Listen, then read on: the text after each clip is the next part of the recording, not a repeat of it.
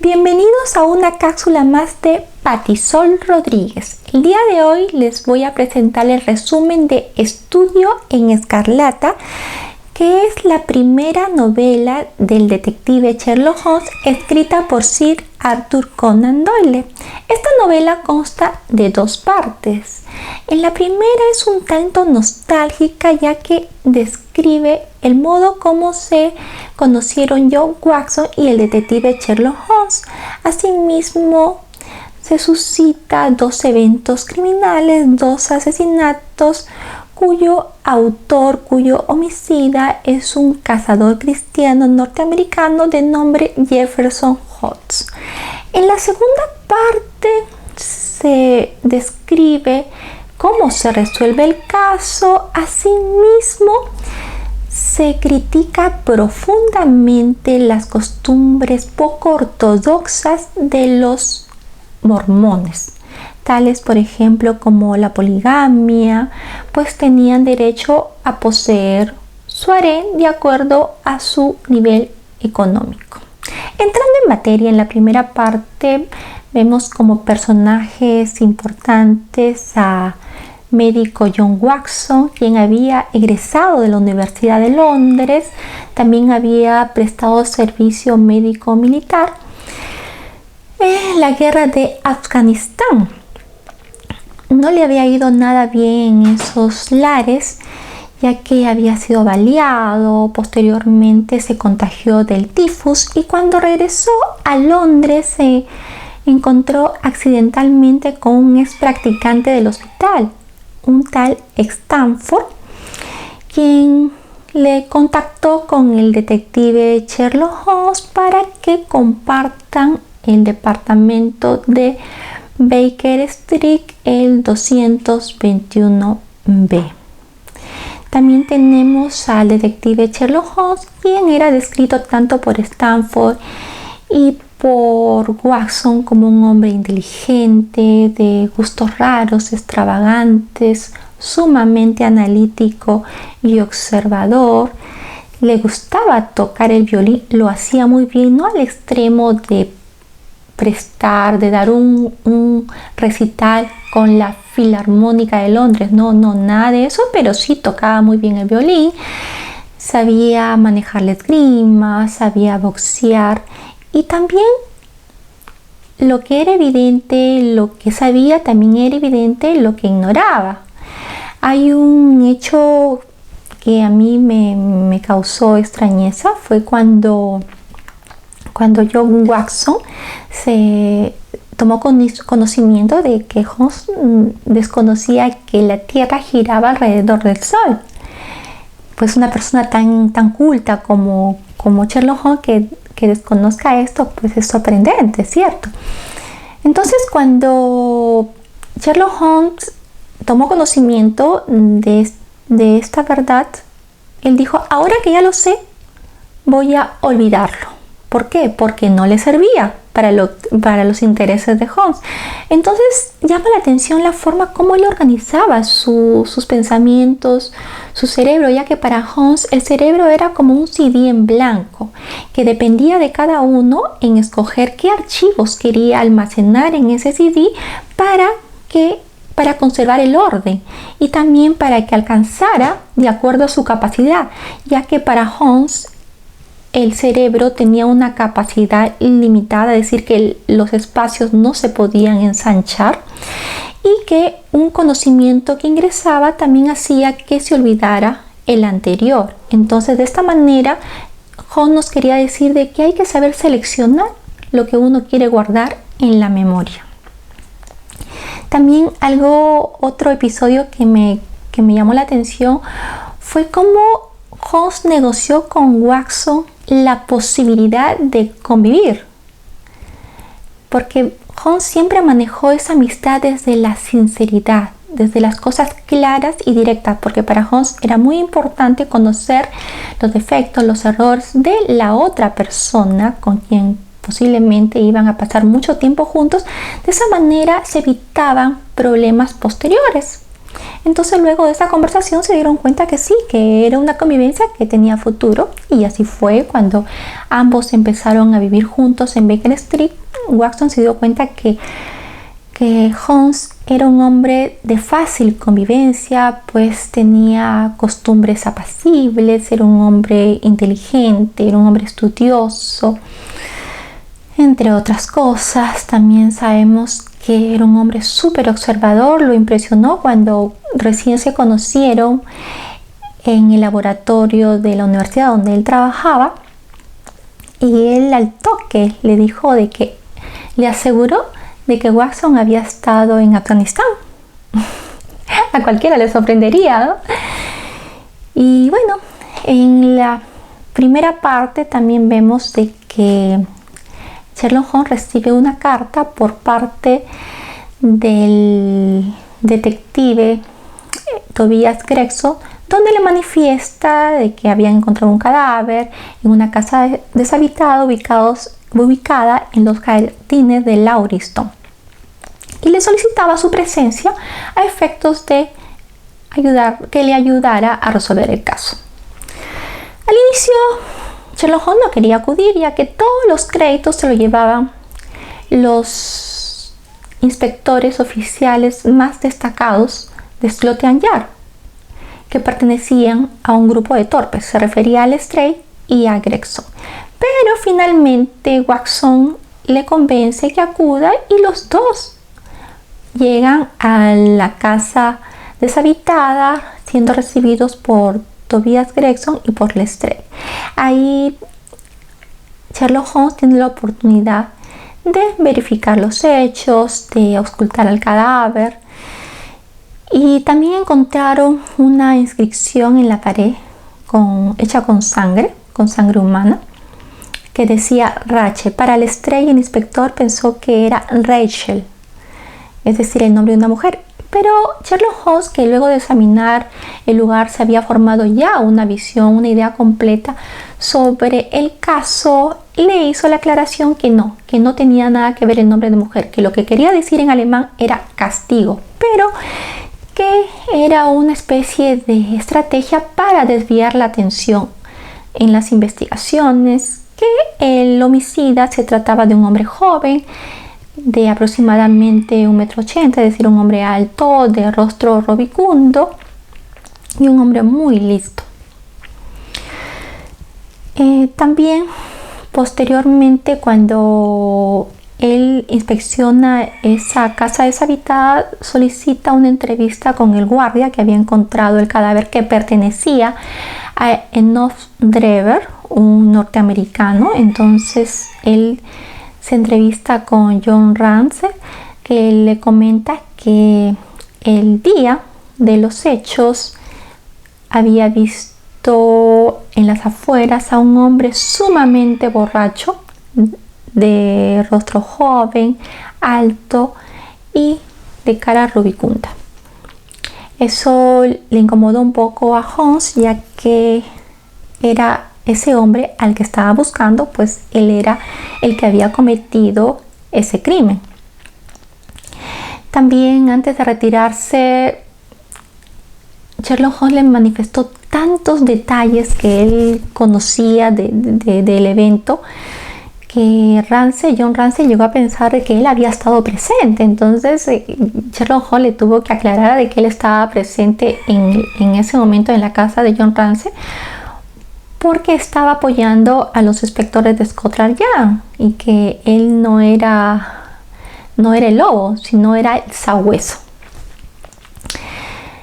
Y bueno, entonces él ya se había formado la idea del caso, él ya sabía quién era el homicida, así que regresó a su casa.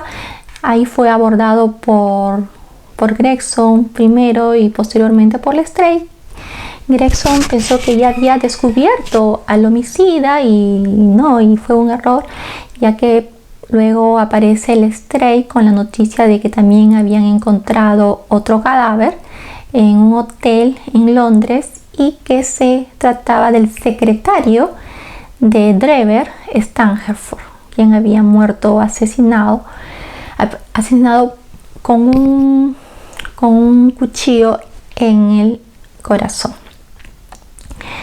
Entonces Sherlock Holmes ya había determinado de que el primero, que Drever, había fallecido mediante el envenenamiento.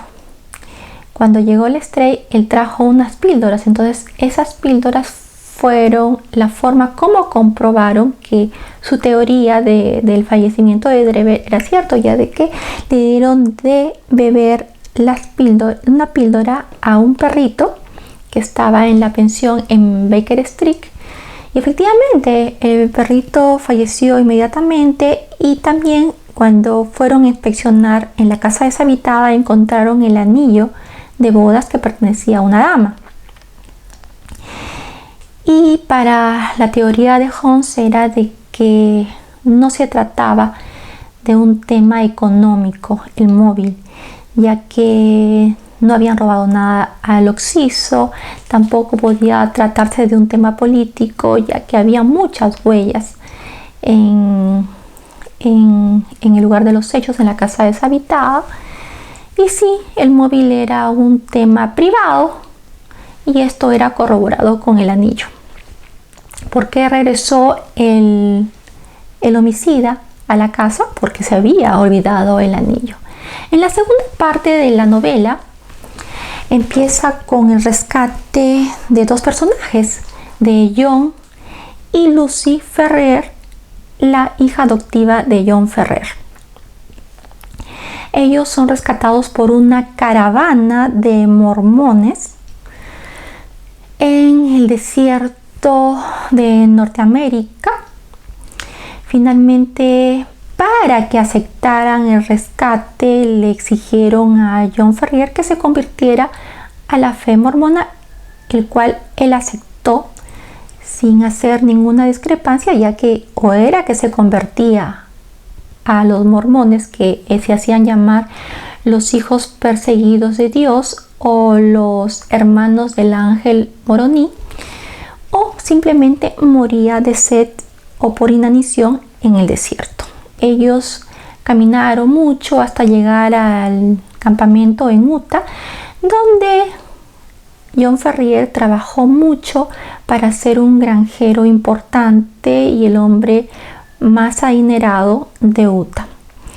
La niña Lucy fue creciendo, se fue hermoseando, se enamora de Jefferson Hobbs, un cazador norteamericano cristiano. Con la anuencia de John Ferrier llegan a convertirse en novios, pero este la deja por un tiempo, ya que fue a buscar fortunas en las minas de plata. Posteriormente recibe la visita de uno de los mormones, de uno de los ancianos, del jefe de los mormones. La visita la recibió John Ferrier. La conversación la escuchó todo Lucy, donde el anciano mormón le critica que por qué no se había convertido realmente su fe a la de los mormones, ya que él nunca había contraído nupcias. John se había mantenido célibe hasta el final, pero que esta situación podía pasarse por alto siempre y cuando él otorgara a Lucy, su hija, en matrimonio a los hijos de los dos ancianos más importantes de Utah, y que le daban 30 días para que sea Lucy la que decida con cuál de los dos jóvenes se iba a casar. En días siguientes aparecieron los dos hijos de los ancianos, Drever y Stangerford, para manifestar su potencial pretensión de casarse con Lucy, pero esto causó mucha ira, mucho odio a John Ferrier, quien termina expulsándolos de su domicilio. A partir de ese momento él empezó a recibir amenazas tanto de los dos jóvenes como también de ciertas inscripciones que aparecían en su domicilio. Era una cuenta regresiva: 29, 28, 15, 10 días, 3 días, 1 día. Y él, a pesar que había enviado un telegrama para el cazador, para su amigo Jefferson Hobbs, él demora mucho en ir a su rescate, a su auxilio, y recién el último día se aparece y les ayuda a los fugitivos, a los Ferrier, a escapar. Como Jefferson Holt conocía las montañas, dado su oficio de cazador, él los ayuda a escapar. La idea era llegar a Carson, donde ya podían ellos estar tranquilos, libres de los escogidos de Dios, los mormones, quienes pasaron de ser perseguidos a ser unos tenaces perseguidores. Se conocían, se hablaban cosas muy feas de ellos, como que asaltaban a campamentos vecinos para robarse a sus mujeres y acrecentar su poligamia y cosas así. Entonces él no quería que su hija Lucy se casara o formara parte del harén de uno de los mormones. Pero ¿qué pasa? Que ellos caminaron más de 2 días en el desierto, en las montañas, y se cansaron, así que él los dejó a los fugitivos junto a una fogata mientras que él se fue a cazar alimento. A su retorno, lamentablemente, lo que encontró fue la tumba de John Ferrier y con la sorpresa de que habían raptado a su novia, a Lucy. Él tardó 5 días en retornar a Utah y por otro murmur por Cooper se entera de que la noche anterior se había casado Lucy con Drever y que había sido Stan Gerson quien había dado muerte a balazos a John Ferrier. Esperó unos días más. Lucy fallece de tristeza.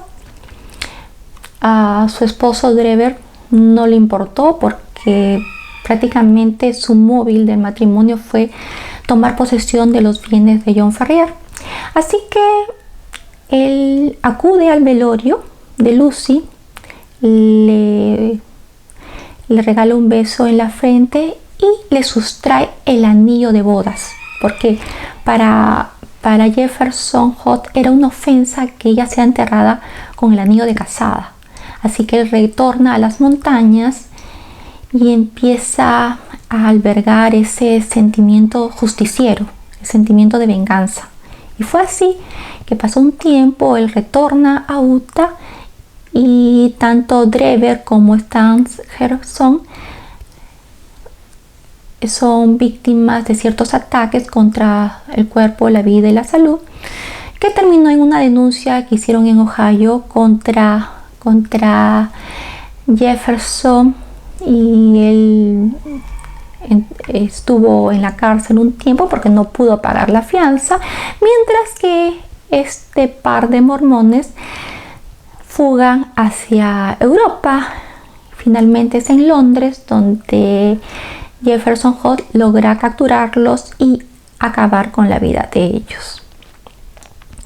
Cuando llegó a Londres, Jefferson Holt consigue un oficio de cochero. De esa manera los logra perseguir y ellos nunca se separaban. Parece que habían hecho un pacto secreto de que tenían que estar juntos hasta el final, hasta que finalmente ellos discutieron y se separaron. Era el momento preciso para que Jefferson atacara, y así fue. Lo llevó a una casa deshabitada. Él se quitó la máscara, sacó el anillo y también sacó 2 píldoras y le dio a elegir. En una píldora contenía la vida y en la otra píldora contenía la muerte. Entonces Drever tenía que elegir la píldora y la que quedaba se la tomaba Jefferson, porque para él era que habían 2 móviles: o estábamos hechos aquí por el azar o por la providencia. Obviamente que la divina providencia no iba a permitir que se envenenara Jefferson, sino el verdadero criminal. Y esta venganza él tuvo que hacerla, ya que mientras estuvo en Norteamérica él no pudo reunir las pruebas que incriminaran tanto a Drever como a Stan Gerson. Entonces no le quedó otra que él mismo ser, o sea que Jefferson ser el juez, el testigo y el ejecutor. Luego que Drever tomó la píldora, es ahí cuando él saca el anillo y le muestra a Drever, y fue lo último que él vio. antes de fallecer y pensaba repetir la misma estrategia con Stangerson, pero este era más listo. Cuando lo fue a ubicar en su habitación del hotel, en lugar de doblegarse con la píldora, él fue y le atacó. Así que no le quedó otra a Jefferson que asesinarlo por defensa propia con un puñal en el corazón. Entonces, ¿cómo resolvió el caso? Porque cuando Jefferson fue capturado, él mismo solicitó declarar inmediatamente ese mismo día, ya que posteriormente ese mismo día él murió a causa de un aneurisma. Y él comentó que él no quería ser fichado, ser recordado como un delincuente, para nada. Él mencionó que Lucy había sido su novia hace 20 años y que había muerto por causa de tristeza, porque le habían obligado a contraer nupcias con Trevor, y también por la tristeza de haber visto cómo asesinaban a su padre, a John Ferrier, en manos de Stangerson. Entonces él se hizo esa promesa de hacer justicia con sus propias manos. ¿Cómo resolvió el caso Sherlock Holmes? Bueno, mediante la observación, mediante el razonamiento analítico, porque para él partía en un razonamiento de atrás hacia adelante. Es decir, primero partía del resultado. El resultado es que habían encontrado un cadáver en los jardines de Lauriston. Ese cadáver no tenía, no había señales de que le habían robado. En sus bolsillos se encontraron tarjetas de su secretario Stangerson, también algunos boletos que regresaban a Estados Unidos, y con el anillo y con el manuscrito en la pared en ambos homicidios, él se dio cuenta que el móvil era un móvil privado que mediaba una mujer de por medio, ya que todo lo apuntaba a eso. Después también Sherlock Holmes hizo sus averiguaciones, se contactó con la policía de Estados Unidos, de Ohio, y ahí verificaron que había una denuncia de Trevor contra un antiguo pretendiente de su matrimonio con respecto a su esposa Lucy.